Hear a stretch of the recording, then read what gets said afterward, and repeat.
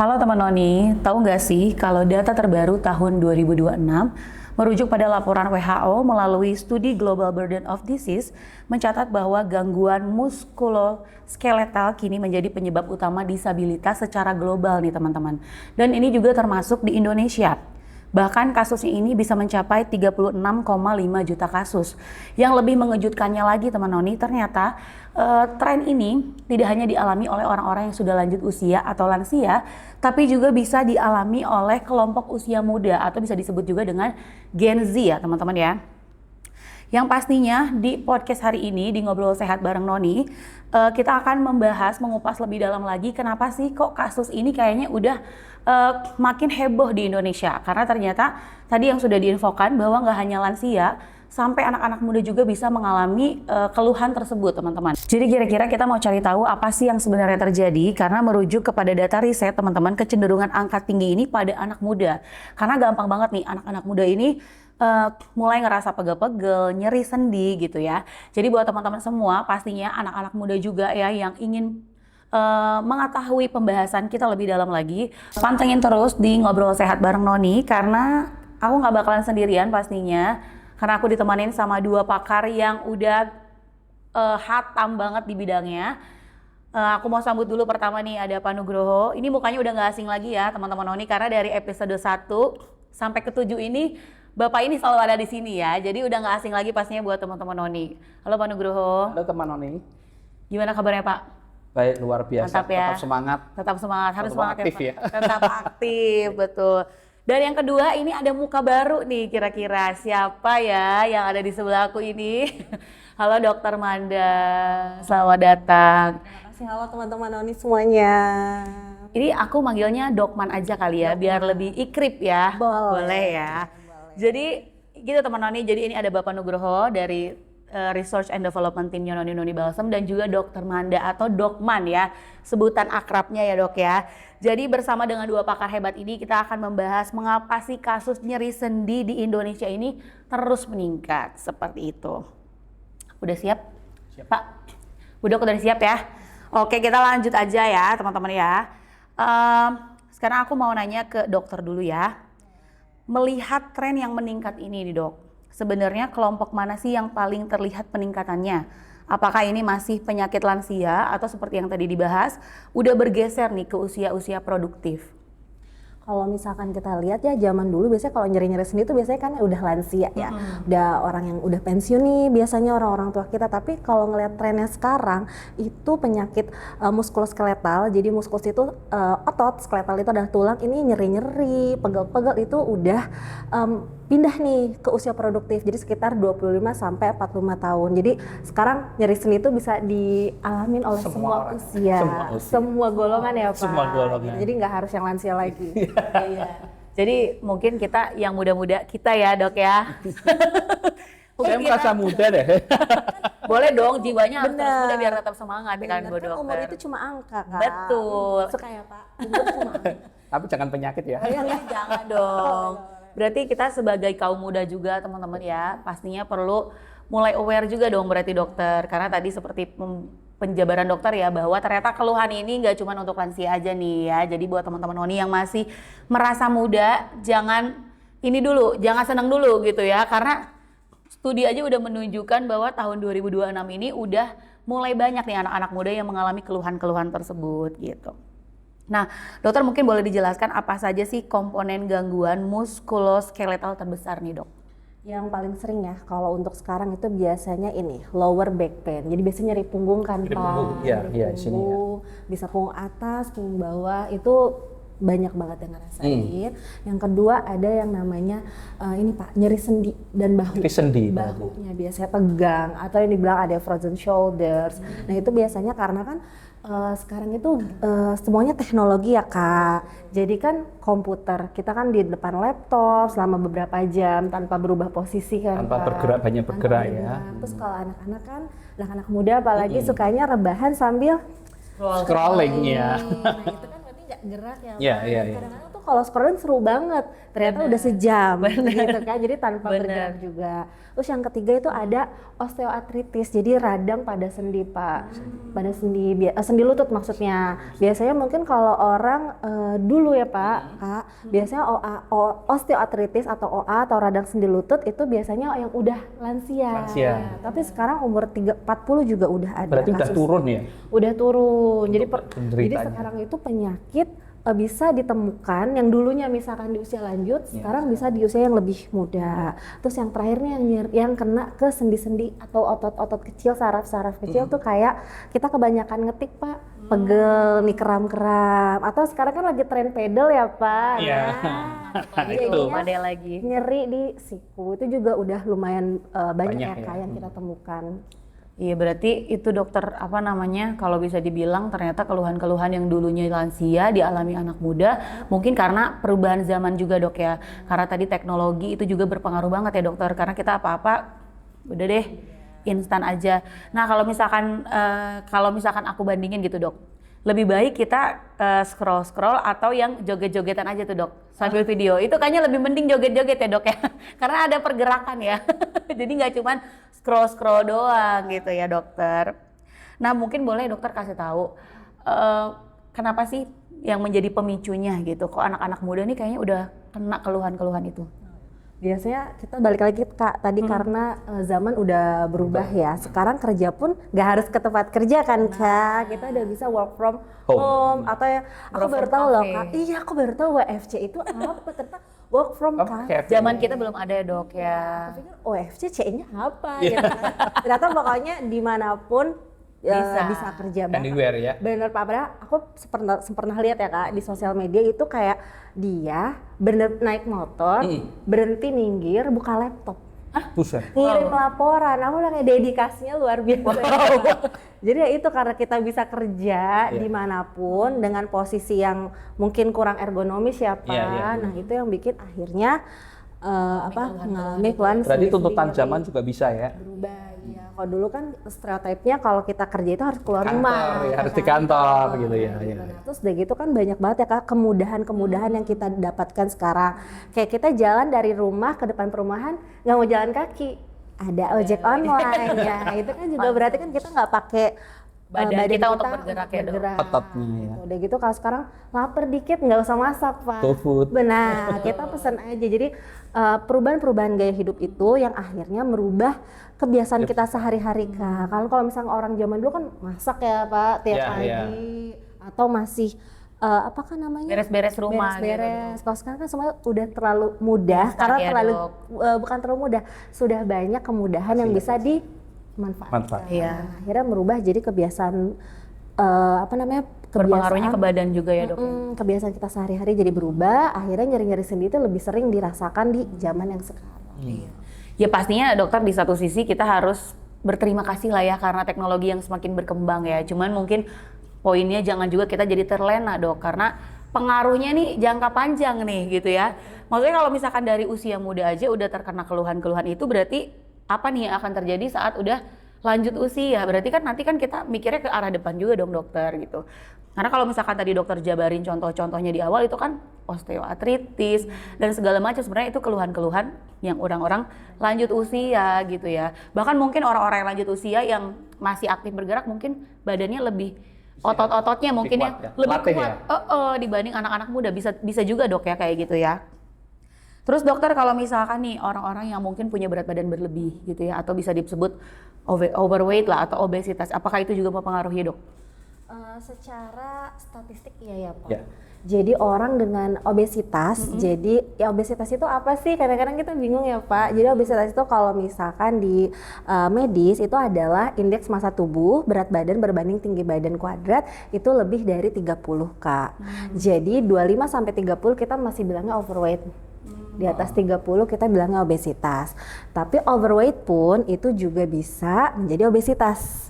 Dari overweight misalkan dia terus-terusan tidak Di stop gitu dok ya? akan jadi obesitas. Nah baik overweight maupun obesitas juga sama-sama beresiko untuk kena peradangan sendi lutut atau OA. Jadi kenapa sih kok OA kena di obesitas? Karena kan kita kalau jalan itu menahan pada sendi lutut kita Beban ya berarti ya? Jadi semakin berat badan kita besar itu Bebannya pasti semakin bebannya tinggi. semakin tinggi. Jadi Semakin berat ya. benar Pak. Jadi biasanya kalau ke dokter, kalau ada pasien dengan gejala atau diagnosis OA, itu pasti yang saran pertama Diet. turunkan berat badan. Diet. Gitu. Jadi untuk menurunkan tekanan pada sendi, dengan begitu kita harapkan nyeri sendinya berkurang. Tapi kalau tadi dokter ngomongin nih soal OA tadi ya dok ya, mungkin osteoartritis itu kan dialami oleh orang yang obesitas gitu dok. Kalau orang selain obesitas kira-kira bisa nggak mengalami keluhan itu juga? Bisa, tapi biasanya jarang Kak. Gitu. Bisa karena mungkin perempuan. Biasanya kalau perempuan udah menopause itu kan estrogennya menurun ya Pak. Nah sedangkan estrogen itu bantu untuk kepadatan tulang. Biasanya nih Pak, kalau misalnya perempuan menjelang menopause, biasanya kita sarankan untuk menambahkan kalsium. Suplemen kalsium itu untuk membantu kepadatan tulang. Nah, gitu. Jadi untuk agar resiko untuk OA-nya itu minimal lah. Tetap ada tapi jadinya lebih berkurang. Pantesan juga orang ibu-ibu hamil, ibu-ibu menyusui juga itu memang disarankan untuk mengkonsumsi kalsium ya dok ya. Berarti alasannya salah satunya untuk itu ya. Oke. Terus kalau misalkan nih dokter ada mungkin orang-orang yang kekurangan vitamin gitu ya, atau mungkin punya cedera atau trauma, apakah itu juga bisa menjadi keluhan gitu dok untuk munculnya si nyeri-nyeri sendi itu? Bisa Pak. Jadi kalau misalkan biasanya kalau orang pasien datang ke klinik ada nyeri-nyeri Pak, misalkan nyeri pinggang, nyeri pinggul, yang paling sering ya pinggang, pinggul, kaki, pasti kita akan tanya lutut. Pernah ada riwayat jatuh enggak? Kepleset enggak? Kadang-kadang jatuhnya misalkan dari motor ya Kak, atau kepleset itu sekitar 6 bulan lalu atau 1 tahun ke belakang, tapi ya coba gini-gini aja gitu loh Kak, biasa didiemin aja ya. Akhirnya ternyata mungkin karena trauma tersebut, nah itu yang membuat jadi nyeri, biasanya gitu. Berarti itu karena diabaikan dok? Benar.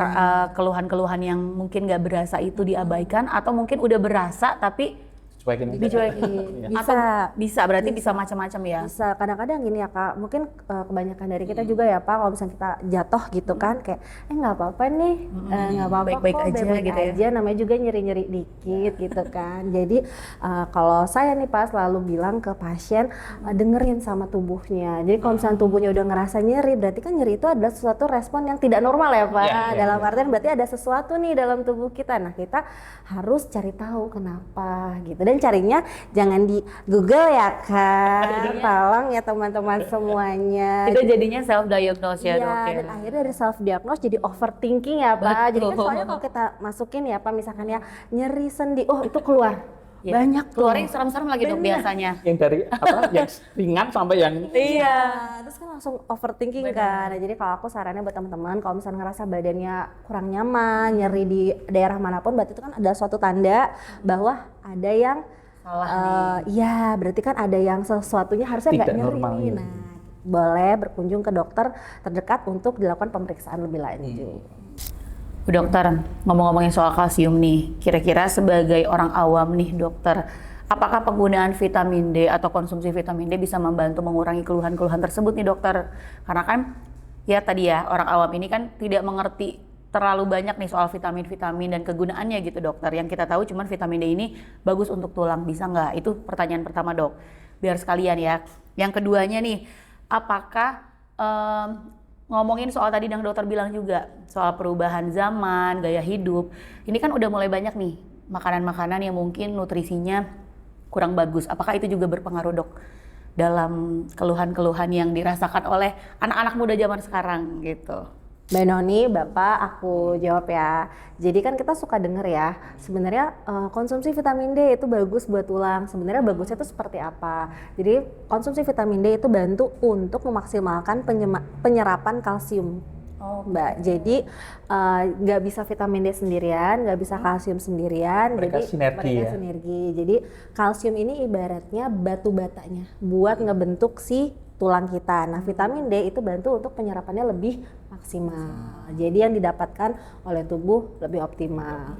Nah, stigma di masyarakat karena kita tinggal di Indonesia yang negara tropis, banyak matahari, jadi nggak perlu nih kita konsumsi vitamin D, tapi ternyata memang tetap harus dibantu untuk mengkonsumsi suplemen vitamin D. Tapi dosisnya seberapa banyak yang dibutuhkan tubuh kita memang harus ke dokter kan. Nah, untuk seberapa banyak sih dosis vitamin D yang kita butuhkan, itu memang kita harus ke dokter untuk diperiksa vitamin D dalam darahnya tuh kita berapa, Pak, Mbak. Jadi nanti habis gitu baru yang dikasih itu sesuai dengan dosis yang kita perlukan. Jadi memang harus spesifik juga ya. Iya, benar Pak. Menyambung yang tadi ya Mbak Noni sama Bapak, kan makanan zaman sekarang tuh ultra processed food ya, yang gampang banget dimakan. Ready to eat ya. Benar. Dan kebanyakan ini tuh deep fried, jadi digoreng Bener lagi. lama banget dan bisa digoreng lagi, Wow. diangetin. Nah itu kalau bisa makanan-makanan ini kan penyumbang inflamasi terbesar dalam tubuh kita. Jadi inflamasi itu adalah peradangan.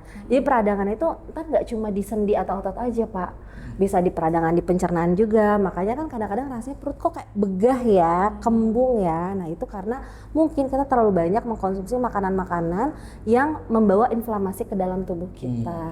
Jadi kalau sekarang tuh trennya di sosial media mengurangi makanan-makanan yang mengandung inflamasi, misalnya yang terlalu digoreng lama atau terlalu udah karbo digoreng pula. Nah itu yang harusnya dikurangin gitu.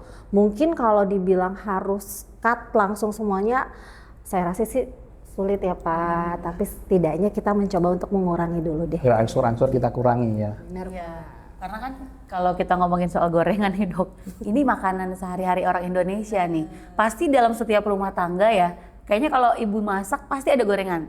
Karena kan orang masak nggak mungkin cuman lauknya doang nih dok, pasti ada side dish-nya ya.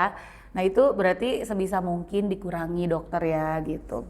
Sebaiknya dikurangi ya, walaupun memang agak sulit ya buat saya juga nih teman Noni. Kok kelihatan sedih gitu sih? Ya karena itu makanan sehari-hari juga Pak, gitu. Apalagi jajanan zaman sekarang dok ya gitu. Kita jujur-jujuran aja mumpung di depan dokter ya, sekalian konsultasi. Kalau kemarin lagi kalau yang muslim kan bulan puasa ya, itu kalau buka puasa kayaknya kalau nggak pakai gorengan nggak afdol ya. Itu benar dok. Itu sebenarnya sebaiknya nggak pakai gorengan. Gitu, Tapi Pak. kan kita udah biasa ya Pak. Bener, harus ada yang kriuk-kriuk gitu dokter. Nah terus dok kayak minuman zaman sekarang nih dokter, sebut saja boba-bobaan atau apa, mengandung gula tinggi lah dok. Teh manis tuh. Es teh manis ya.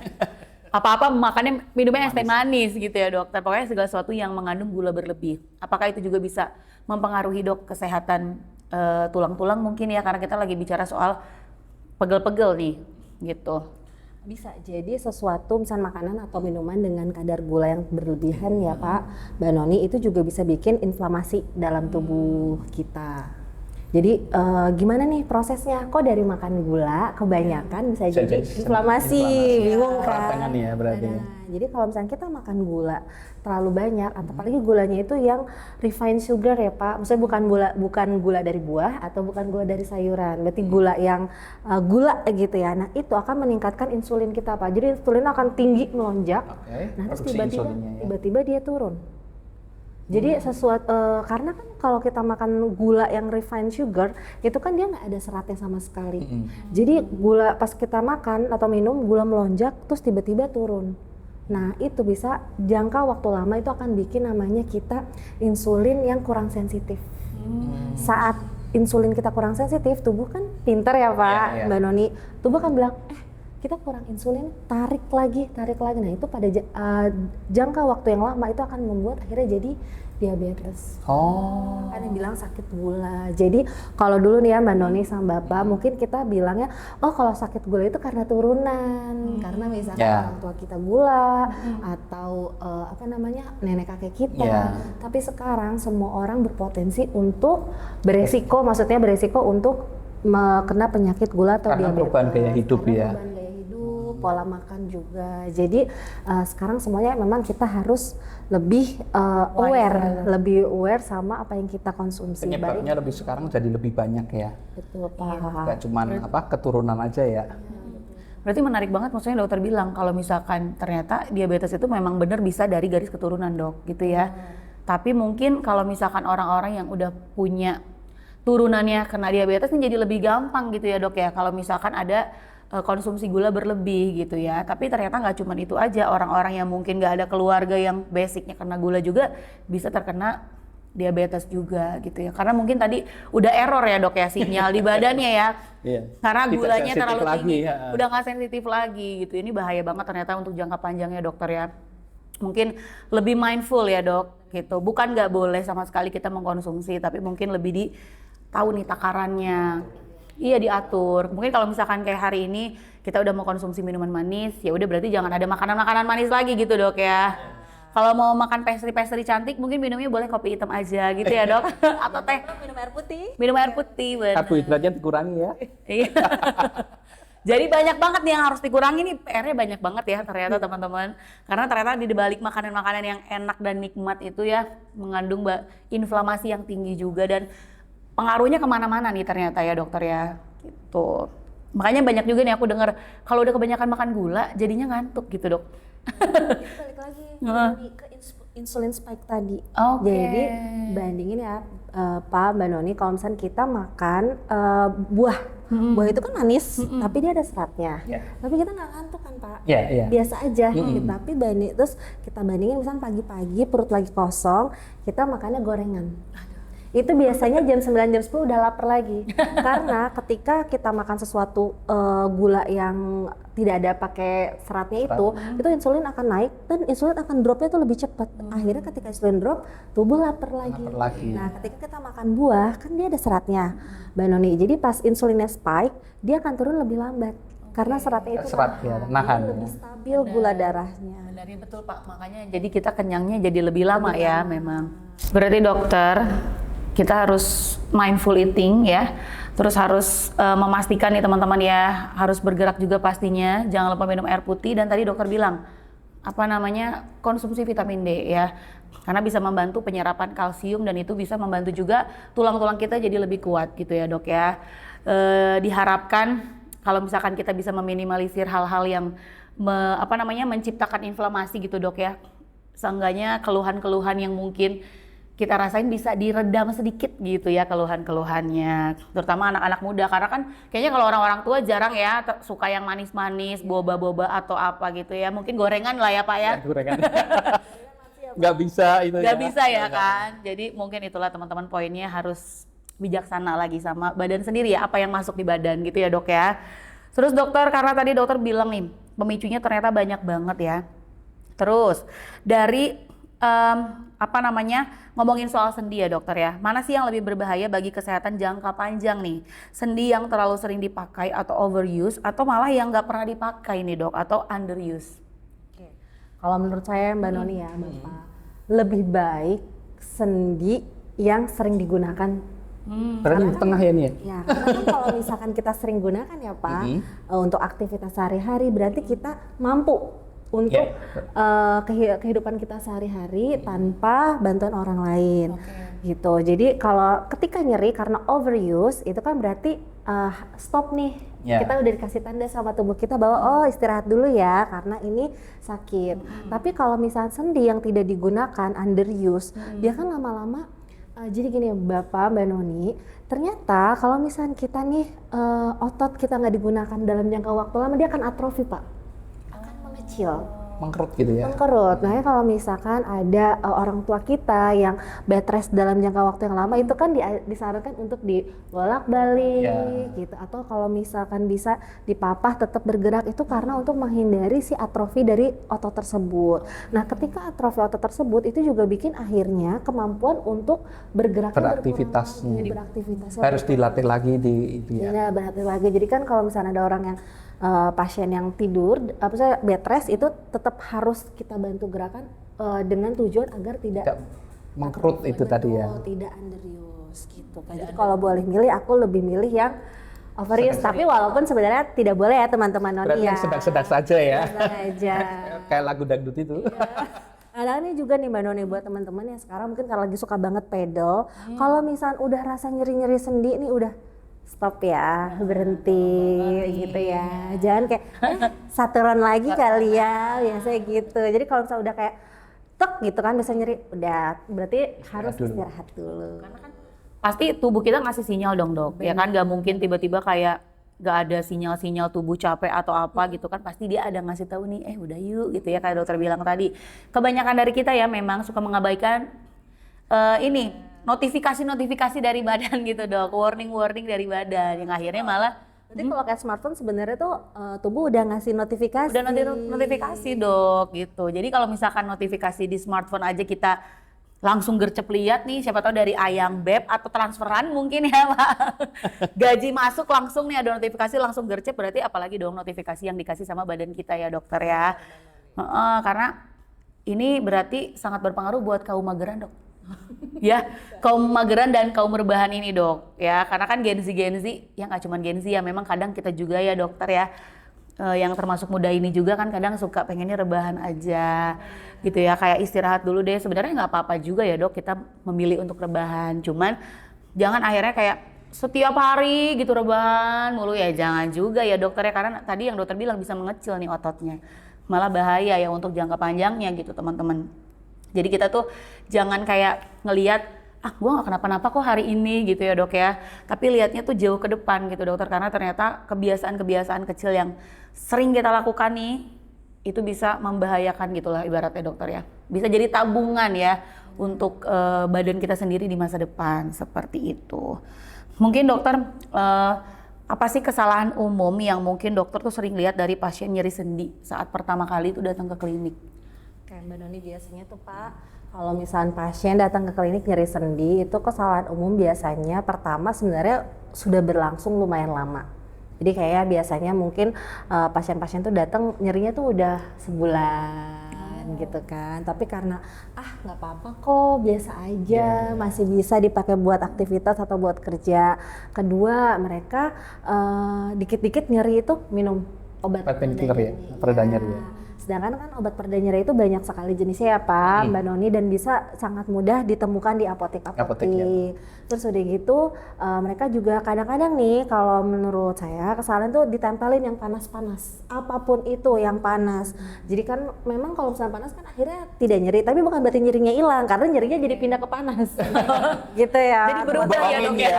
Iya, jadi itu kita bilangnya revert pain. Jadi dari painnya yang nyerinya sebenarnya di tulang, akhirnya jadi nyerinya ke panasnya. Dan kadang-kadang karena terlalu panas, kulit tubuh itu kan beda-beda sensitivitasnya. Ada yang datang dengan merah. Gitu. Jadi itu yang menurut saya itu yang paling sering saya temukan di kehidupan sehari-hari. Ya berarti sebenarnya karena denial itu dok ya, sering mengabaikan notifikasi gitu. Kebanyakan notifikasi itu berarti penuh tuh kayaknya, memorinya sama notifikasi nih, badannya udah penuh nih, jadi makanya harus datang ke dokter ya. Tapi diharapkan melalui ngobrol sehat bareng Noni ini ya dokter dan juga Pak Nugroho, kita lebih aware ya. Iya, kita mengharapkan teman-teman Noni semua pastinya lebih aware sama badan sendiri ya, jangan juga terlalu overuse gitu ya, jangan juga underuse. Dan jangan juga kita mengabaikan keluhan-keluhan atau notifikasi-notifikasi yang kecil nih yang dikasih sama badan. Karena kalau misalkan udah kasih notifikasi gede, udah pasti harus treatment. Benar nggak sih dokter? Belum? Cari tahu nih, kok nyeri-nyeri terus, kenapa? Benar. Belum kan? Itu biasanya udah mengganggu ya. Udah mengganggu Tiap hari notifikasinya udah tiap hari datang terus tuh pasti. Mungkin kayak lagi berantem Pak, jadi notifikasinya diabaikan. Jadi cuekin aja gitu. Terus ini juga dokter ngomong-ngomongin soal konsumsi pereda nyeri ini, ya itu menarik banget sih topiknya, karena memang beberapa waktu yang lalu dok, ini terjadi sama mama saya sendiri kebetulan. Jadi beliau nyeri di area pinggangnya dok, punggung bawah ya berarti ya dok biasa dibilang. Itu mengkonsumsi obat nyeri karena nggak tahu ya, biasalah ya kalau misalkan orang-orang nyeri sedikit kasih aja obat nyeri. Itu memang akhirnya jadi moon face gitu dok. Oke Mbak Noni, jadi obat pereda nyeri itu kan ada berbagai macam jenis ya teman-teman Noni. Jadi ada yang antiinflamasi, yang kalau misalnya teman-teman kenal kayak paracetamol gitu ya. Ibuprofen. Atau ya ibuprofen juga bisa. Dan ada yang kortikosteroid, itu yang kalau kita bilang tuh belakangnya son-son itu Pak obatnya. Prednisolon gitu ya. Kedua obat tersebut seharusnya dikonsumsi dengan pantauan dokter, karena kan nanti akan diberikan dosis yang sesuai sesuai dengan nyerinya seperti apa. Nah, tapi karena memang sangat mudah didapatkan dan obat yang son-son ini tuh kan dibilangnya obat dewa, Pak. Son-son. Karena minum apa, kita kayak nyeri sendi, sakit gigi sekalipun kadang-kadang minum itu tuh mereda nyerinya karena kan dia memang efeknya anti radang. Tapi konsumsi jangka panjang tanpa pengawasan dokter itu akan bikin jadi moon face, jadi bengkak Pak wajahnya. Jadi kayak apa ya? Kayak cabi. gemuk, kayak cabi. Jadi Tapi kelihatan bukan cabi yang sehat, gimana sih dok jadi ngejelasinnya kayak- ya? kayak gemuk gitu ya, tapi badannya nggak gemuk karena hanya di wajahnya aja gitu. Dan ini yang saya mau pesan ke teman-teman noni semua untuk obat. Kalau misalnya rasa-rasa badannya nyeri atau ada sesuatu yang tidak nyaman dalam tubuhnya, hindari self diagnose dengan men-googling sendiri, kemudian konsumsi obat sesuai dengan petunjuk dari dokter gitu. Karena itu untuk kesehatan teman-teman semua. Kalau udah moon face itu aku pas lihat mamaku juga kenapa jadi gitu ya gitu. Akhirnya aku bilang udah berhenti dulu deh gitu, mungkin karena nggak cocok ya, karena kan kita balik lagi orang awam ya dok ya. Akhirnya karena itu juga kita langsung nyuruh mama ke dokter juga gitu, bawa ke dokter untuk dicek lah gitu, karena ya mungkin sudah lanjut usia tadi ya dokter, jadi otot atau sendinya mungkin performanya udah semakin berkurang gitu ya. Gitu teman noni, jadi nggak boleh self diagnose ya dokter. Tadi kan dokter udah jelasin ya beberapa pemicu yang bisa menambah keluhan-keluhan di area sendi nih dok. Kalau misalkan faktor genetik itu ngaruh nggak sih dokter kira-kira? Jadi Mbak Noni dan Pak Nugroho, memang genetik itu punya peranan penting dalam penyakit yang bisa kita derita. Tapi untuk zaman sekarang, gaya hidup itu juga punya faktor penting bagaimana terjadinya atau perjalanan penyakit di diri kita, ya di tubuh kita. Jadi buat teman-teman noni di rumah yang mungkin nggak ada faktor turunan ya dok ya, keluhan-keluhan sendi itu tetap harus hati-hati nih, karena gaya hidup ternyata itu jadi faktor utama ya dok, peran utama ya bisa dibilang ya, yang bisa menimbulkan keluhan-keluhan tersebut. Dokter, mengenai opsi pengobatan, fisioterapi hingga herbal, apakah menurut dokter pemanfaatannya di Indonesia sudah maksimal dan tepat sasaran atau belum nih? Kalau untuk obat herbal tuh saya suka banget ya Pak, gitu. Karena berarti kan menggunakan bahan-bahan yang ada di Indonesia nih, tumbuhan ya. Nah tapi karena sekarang itu banyak banget ya Pak produk tuh yang klaimnya herbal, tapi kita nggak tahu nih Mbak Noni sebenarnya beneran herbal atau enggak, atau apakah herbal yang ternyata dicampur dengan obat, gitu. Jadi saya juga sempat baca kayak misalkan ya dia klaimnya jamu herbal, jamu untuk ngurangin nyeri sendi. Ternyata setelah diteliti mengandung obat kortikosteroid tadi Pak. Solon-solon tadi ya. Solon-solon tadi. Nah itu juga ada Pak. Jadi buat teman-teman noni untuk jika ingin menggunakan produk-produk herbal, pastikan obat herbal ini keamanannya itu yang paling utama, sudah izin BPOM dan memang kandungannya itu kita tahu dan paham bahwa memang ini bermanfaat untuk tubuh kita seperti itu. Dan mungkin kalau misalkan pakai obat herbal yang abal-abal itu dicampur obat, pengaruhnya jangka panjang juga dok ya, mungkin lebih ke ginjal atau organ tubuh yang lain juga bisa ya? Bisa banget Mbak Noni, karena ketika misalkan obat herbal ini Pak dicampur dengan obat kimia kan kita nggak tahu dosisnya seperti apa. Nah kita kan tidak tahu Mbak Noni efek jangka panjang di tubuh kita seperti apa gitu. Kalau misalnya obat yang kita dapatkan dari dokter kan ada berapa miligram, ada dosisnya jelas berapa ya, kali dosis jelas. Tapi formulasinya jelas ya. Iya bener Pak. Jadi kan ketika kita pasien gitu cuma lihat, oh ini jamu, disangkanya beneran jamu, tapi ternyata ada kandungan obat yang kita nggak tahu dimasukinnya seberapa banyak. Nah itu yang pada akhirnya dalam jangka panjang pasti akan berbahaya bagi tubuh kita. Jadi ini ya jamu oplosan ya dok ya? Jamu oplosan. Bener ya, jamu oplosan ya, biasa tuh emang orang-orang tua sih, karena papa mertua saya juga itu suka itu tuh pergi ke toko-toko jamu yang kadang nggak tahu juga dok kandungannya apa, jadi kita sering ngomong gitu kayak jangan kayak gitu, hati-hati gitu karena kita nggak tahu nih kandungannya seperti apa gitu. Kalau misalkan mungkin masih bisa pakai produk-produk herbal yang beneran herbal atau mungkin obat oles gitu juga ya dokter ya, kalau keluhannya nyeri-nyeri ya pegel, terus nyeri sendi atau mungkin nyeri otot, mungkin bisa didahulukan itu dulu gitu ya, karena kan tadi nggak jelas ya dok si jamu oplosan itu efeknya jangka panjangnya bahaya gitu. Terus kalau fisioterapi gimana dokter? Nah Seru banget ya Pak. Jadi ternyata karena demam pedal dan balik lagi running, ke situ teman-teman ya. kita banyak banget, teman-teman Oni pasti banyak yang suka lari juga. Itu ternyata sekarang banyak Pak yang membuka sport terapis, sport massage. Jadi buat yang misalkan cedera-cedera, Ringan ya? cedera ringan ya, yang misalnya kayak keselio pegel-pegel, nah itu bisa pergi ke sport terapis untuk di kalau bahasa awamnya biar ototnya tuh lemes ya Pak, nggak Relax ya. tegang, lebih relax. Biar relax ya. Tetap harus cari tempat sport massage-nya yang jelas, yang kalau bisa terapisnya memang bersertifikasi untuk melakukan sport massage. Ya, seperti itu Mbak Noni. Kalau misalkan nih dokter ngebahas soal harus bersertifikasi dan segala macam, itu ngaruhnya apa nih dok? Apakah bisa salah-salah pencet atau nggak tahu area-area yang mungkin nggak boleh dipijat atau gimana? Bisa jadi kalau misalkan fisioterapis itu kan sudah berpengalaman ya Pak. Jadi tahu nih kalau misalkan nyeri di otot yang ini berarti harusnya misalkan di masasnya di otot yang sebelah sini. Itu sih jadi mengurangi resiko nyeri cederanya jadi lebih parah. Gitu. Berarti harus hati-hati juga ya dok ya. Selain apa yang kita minum, mungkin kalau mau melakukan treatment, pastikan tempatnya jelas ya, gitu. Terus dokter kira-kira pernah nggak sih menangani pasien yang selain nyeri secara fisik tapi juga mungkin kena ke mentalnya nih dok? Lumayan banyak ya Mbak Noni, Bapak. Jadi kadang-kadang untuk usia lanjut, tapi ya lebih ke usia lanjut itu kalau misalkan sakit sendi, radang sendi lutut, mereka tuh berpikir kayak ya udahlah emang hidup udah seperti ini harus dijalanin aja, namanya juga udah tua.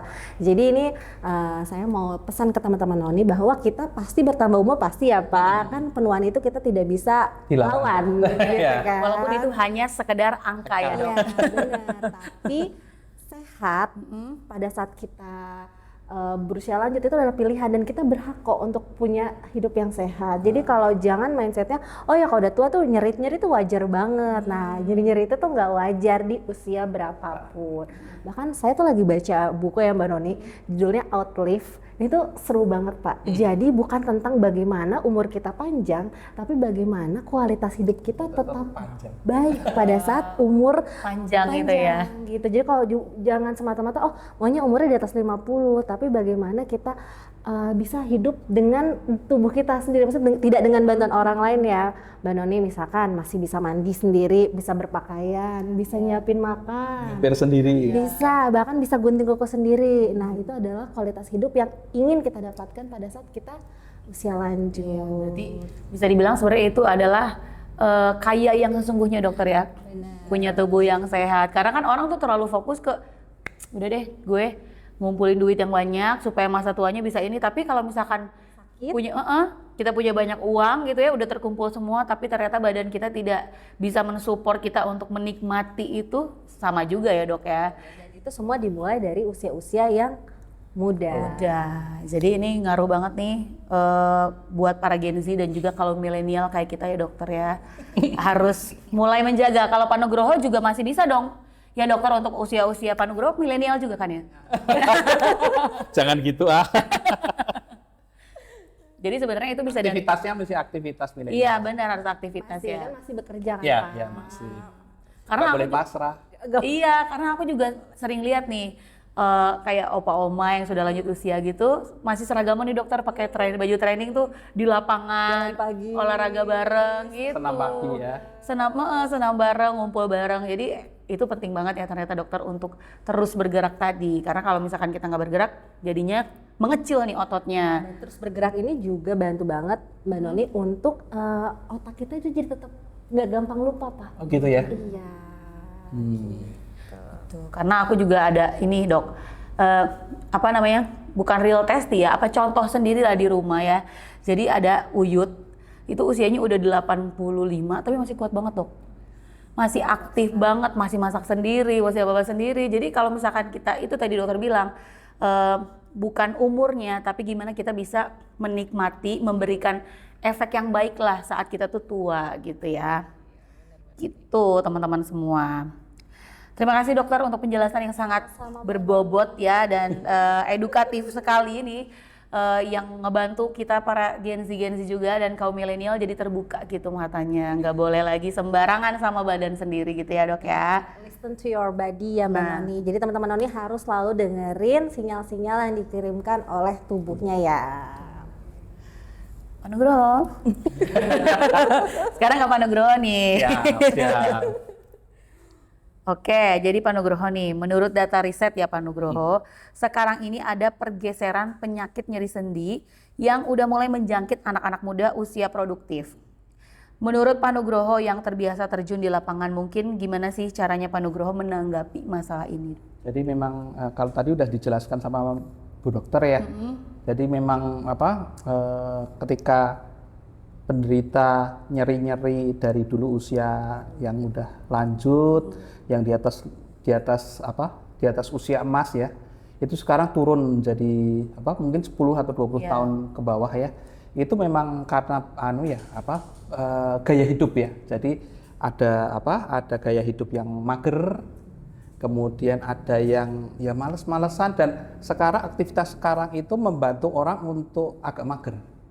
Jadi misalnya kayak tadi ya, dokter udah jelaskan tadi, udah jelas sekarang WFH bisa, WFA bisa, di rumah juga bisa. Itu kan aktivitasnya kan nggak ngapa-ngapain, cuman di depan laptop, di depan gadget, dan aktivitas itu menyebabkan otot-otot kita tidak bergerak bebas. Kalau saya kan orang lapangan nih, banyak bergerak, banyak aktivitas, itu membantu kita tetap seger. Tapi ketika orang yang pergerakannya tadi sangat lambat, kemudian mengurangi aktivitas juga dengan keadaan sekarang, itu akan sangat mempengaruhi para Gen Z untuk mereka potensi untuk terkena nyeri lebih tinggi. Mungkin seperti itu ya. Ya, karena teknologi tadi ya Pak ya. Terus jadi rebahan mulu dan segala macam. Makanya banyak banget sekarang sebutan Gen Z jompo itu. Karena dikit-dikit udah harus oles balsem. Dikit-dikit ya kan udah ngerasa pegel-pegel. Iya, painkiller gitu. Padahal ternyata dampak jangka panjangnya bahaya banget nih buat badan. Terus Pak Nugroho, apakah nih noni-noni balsem ini sendiri bisa dikondisikan untuk mengatasi problem para Gen Z ini? Nah, itu cukup menarik itu. Jadi mungkin dari kita ini kita ngomongin noni balsem ya untuk nyeri otot, nyeri sendi. Saya pikir ini sangat cocok ya, karena dia terbuat dari buah mengkudu asli, Bu. Jadi buah mengkudu kemudian dia asli, kita buat proses sedemikian rupa dengan standar BPOM ya kita produksinya, sehingga ketika digunakan itu dapat menyerap dengan baik itu. Ketika dia dapat menyerap dengan baik, itu pasti akan menyebabkan nyeri sendi dan nyeri ototnya berkurang. Itu pasti, udah pasti. Dan itu udah terbukti sih itu. Jadi untuk buah mengkudu, kemudian mungkin untuk buah noni balsem ini terbuat dari 87% buah mengkudu asli. Jadi bukan bahan kimia, jadi kita ada tambahan mentol kampornya, itu untuk menyamarkan baunya mengkudu. Jadi ketika 87% buah mengkudu itu berarti kan produk herbal ya. Jadi produk herbal itu sangat baik untuk nyeri sendi dan nyeri otot. Terus Pak, menurut Bapak, mengapa penggunaan buah mengkudu asli ini menjadi kunci efektivitas produk ini? Oke, jadi ketika buah mengkudu ini kita jadikan sebagai kayak bahan utama ya, karena 87% karena memang dari penelitian, dari literatur itu buah mengkudu itu mempunyai banyak zat aktif. Kemudian yang kita ngomong biomarkernya ya, jadi kalau biomarker ada scopoletin, kemudian seronin, kemudian ada mungkin kemarin di podcast sebelumnya saya sudah jelaskan. Jadi selain scopoletin kita juga ada iridoid, kemudian flavonoid. Kemudian yang terakhir adalah antrakinon. Jadi ketiga zat aktif itu yang ada di buah mengkudu. Jadi kita menggunakan buah mengkudu itu karena banyak zat aktif yang bisa berguna untuk mengurangi nyeri sendi dan nyeri otot itu, dan kita masuknya ke ketiga sistem neuromuskular ya, mulai dari syaraf, kemudian otot dan sendi. Jadi saya pikir dengan menggunakan noni balsem ini bisa akan sangat bermanfaat untuk bisa mengurangi nyeri sendi dan nyeri otot. Terus Pak, jadi di kaum Gen Z ini, mungkin milenial juga ya Dok ya, itu ada yang namanya starter pack generasi jompo. Jadi katanya ada ini Pak, must have items-nya, apa aja yang harus dibawa-bawa. Karena itu tadi, dikit-dikit pegel, dikit-dikit nyeri sendi gitu ya, dikit-dikit masuk angin dan segala macam. Jadi ada nih namanya starter pack generasi jompo. Menurut Pak Nugroho sendiri, apakah noni-noni ini efektif untuk digunakan oleh generasi jompo ini Pak? Kalau saya pikir sih sangat efektif ya, karena kita lihat juga nih di sini, ini kan kemasannya kecil nih, masuk ke kantong, masuk ke dompet. Kalau Gen Z milenial sekarang cowok, cewek itu kan sekarang rata-rata bawa tas tuh. Bawa tas. Bawa tas dan saya pikir ketika dia dengan fisik seperti ini sangat kecil, masuk nggak ada masalah gitu. Masuk ke dalam kantong, masuk ke dalam tas nggak ada masalah. Iya. Apalagi buat cewek-cewek ya yang mungkin dokter kadang tasnya mini banget gitu ya. Masih bisa juga masuk ya, karena ini benar-benar compact banget teman-teman noni. Travel size friendly bisa dibilang, jadi bisa dibawa kemana-mana ya. Terus nggak perlu takut tumpah juga ya Pak ya, karena dan baunya juga beda nih. Iya, baunya juga, aromanya juga enak, jadi nggak usah takut-takut nanti bau balsem gitu, enggak ya. Karena kan bukan kadang ya, pasti ada aja orang-orang nggak cuma Gen Z atau milenial, tapi mungkin orang-orang yang sudah lanjut usia juga yang nggak mau terganggu nih sama aroma balsem gitu. Karena kan balsem zaman dulu mungkin aromanya emang agak menyengat, terus kayak baunya orang tua banget gitu ya, Pak. Kayak apa? Kalau istilah dulu apa? Minyak nyong-nyong ya. Baunya Disindir-sindirannya gitu. Baunya kayak nggak enak banget. Nah kalau noni-noni balsem ini aman ya Pak ya? Ya aman juga ya. Ini mungkin dari formulasi kita kan ini kita ada aroma mentol ya. Jadi bau yang baru semriwing ya, itu segar, itu kan istilahnya semua orang udah bisa terima. Kemudian untuk bau mengkudunya, kalau orang selama ini berpikiran baunya nggak enak ya mengkudu ya. Ini baunya udah bau nggak enaknya udah hilang deh. Kita ada gunakan juga sedikit fragrance untuk menyamarkan bau itu. Kemudian juga penambahan dari mentol itu bau mengkudunya itu udah hilang deh. Tapi di sisi lain dia bau herbalnya masih ada. Jadi itu yang membuktikan bahwa memang produk kita produk herbal gitu, bukan produk abal-abal ya. Ini oplosan ya. Jadi ini sudah bisa dipastikan adalah produk herbal yang aman untuk digunakan ya, terutama buat teman-teman yang mengalami keluhan nyeri otot dan nyeri sendi tadi. Terus Pak, aman gak sih ini tuh si noni-noni balsam ini digunakan untuk jangka waktu yang panjang Pak? Saya pikir nggak ada masalah ya. Kalau mungkin tadi dari Bu Dokter tadi juga udah mengatakan ketika minum obat pereda nyeri, nyeri sendi, nyeri otot dalam jangka lama itu akan menyebabkan efek yang banyak negatifnya ya. Jadi kalau tempat kita kan mungkin beda. Kalau kita kan nggak diminum, kita cuma dioles di kulit luar bagian-bagian tertentu yang sakit, dan itu langsung menuju ke tempat yang sakit. Ketika produk topikal ini digunakan untuk nyeri sendi dan nyeri otot di lokasi yang bersamaan, dia akan berefek lebih cepat dibandingkan dengan minum. Karena dia hanya di lokasi dan dia bisa langsung bereaksi untuk diserap oleh kulit, sehingga dia langsung lebih cepat terasa untuk nyeri sendi dan nyeri ototnya. Terus untuk menurut Pak Nugroho nih, apa sih peran noni-noni balsam ini dalam menghadapi pergeseran gejala nyeri ke usia produktif? Ya, jadi untuk noni balsam sendiri sebenarnya kita tidak diciptakan untuk usia tertentu aja. Jadi ketika tadi bergeseran ya, kita mulai dari apa tadi bahas Gen Z ya, Gen Z, Gen milenial, ada Gen X ya sekarang ya. Boomer juga ya. Baby boomer. Baby boomer. Jadi itu sebenarnya kan usia, berhubungan dengan usia. Sedangkan nyeri sendi kan tadi kita udah lihat tidak memandang usia. Tidak memandang usia walaupun ya. Masih muda juga tetap pegel-pegel ya. Maka dari itu dengan formulasi kita yang kita buat itu bisa mengurangi nyeri sendi, nyeri otot ya, mulai dari tadi Gen Z, Gen milenial, Gen X, baby boomer. Betul. Itu bisa memakai semua. Dan sebenarnya kalau aku baca tadi Pak sedikit ya, ada itu kan dari BPOM-nya sendiri di atas 2 tahun baru boleh menggunakan. Jadi sebenarnya nggak dari Gen Z dong. Iya. Dari gen yang paling bawah lagi nih Terakhir apa dokter. sih? Gen alpha ya. Gen alpha ya. Gen alpha. Jadi dari gen alpha anak-anak yang sudah di atas usia 2 2 tahun juga ya. bisa menggunakan. Karena kan anak-anak kecil juga yang suka main playground ya dokter ya. Ya. Yang tenaganya wow luar biasa dan Nggak bisa berhenti. nggak ada habis-habisnya. Tapi pas pulang ke rumah biasa suka mulai minta pijet-pijet nih. Rewel. Karena anak aku juga gitu Pak, yang udah 5 tahun mau 5 tahun nih, kalau misalnya udah pegel-pegel udah langsung pijet-pijet, udah ngerti gitu. Berarti ini bisa digunakan nih buat para moms di rumah ya, karena saya sebagai moms juga approve ya noni-noni balsamnya.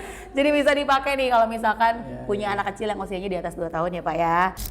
Oke Pak Nugroho dan Bu Dokter, ini kita udah mau selesai nih ngobrol-ngobrol kita di hari ini ya. Banyak banget insight yang baru nih tentang sendi. Mungkin kalau misalkan teman-teman yang udah ngikutin episode-episode sebelumnya, kita ngebahas ada lagi nih soal keluhan-keluhan sendi. Tapi ini makin kesini tuh makin dalam nih Pak penjelasannya. Makin berat ya. Makin berat nih gitu bobotnya ya. Terus dari Pak Nugroho atau mungkin Bu Dokter sendiri ada kata-kata mutiara yang bisa disampaikan kepada teman-teman noni semua ya. Silakan dari Bu Dokter dulu. Mbak Noni, Pak Nugroho, jadi kalau pesan ya untuk teman-teman noni semua, jadi tetap bergerak dan dengerin sinyal yang keluar dari tubuhnya teman-teman noni. Kalau misalnya rasanya udah nyeri-nyeri, boleh dibantu pakai noni-noni untuk meredakan nyerinya. Tapi tetap ya harus cari tahu penyebab nyerinya nih kenapa sih, dan itu nyari taunya bukan di Google, tapi harus datang ke dokter untuk diperiksa lebih lanjut. Betul. Gitu. Gimana kalau dari Bapak?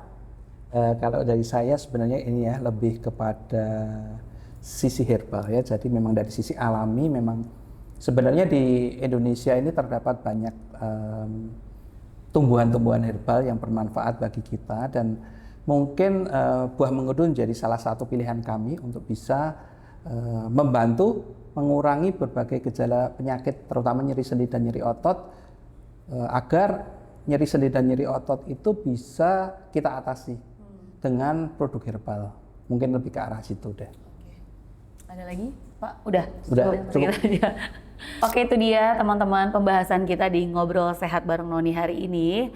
Gak berasa ya teman-teman, kita udah ada di episode ke-7 nih ya, yang pembahasannya makin dalam makin berat, tapi sebenarnya itu berkaitan erat nih sama kegiatan kita sehari-hari teman-teman gitu. Jadi intinya kesimpulannya dari ngobrolan kita hari ini, harus tetap produktif, harus tetap aktif bergerak seperti yang tadi dokter infokan ya. Harus lebih baik ototnya overuse nih teman-teman, jangan underuse gitu, karena ternyata efek jangka panjangnya itu berpengaruh banget loh teman-teman. Apalagi kesehatan sendi dan otot ini penting banget. Walaupun mungkin performa otot dan sendi ini seiring bertambahnya usia akan berkurang, tapi seenggaknya sedari kita muda kita bisa ikut menjaga gitu ya teman-teman kesehatan sendi dan otot kita. Jangan lupa juga untuk teman-teman semua bisa menggunakan noni-noni balsam sebagai obat oles topikal yang bisa membantu mengurangi nyeri otot dan juga nyeri sendi. Dan gak cuma itu ya, pegel-pegel nih untuk kaum Gen Z, kaum milenial, pokoknya semua deh. Karena noni-noni balsam ini amat digunakan dari anak-anak di atas usia 2 tahun gitu ya. Buat teman-teman noni yang punya pertanyaan, silakan menghubungi nomor yang tertera di bawah ini atau mengunjungi Instagram kami di @noninoni.id. Sampai ketemu lagi di Ngobrol Sehat bareng Noni berikutnya. Saatnya aktif dan bebas bergerak. Bye-bye.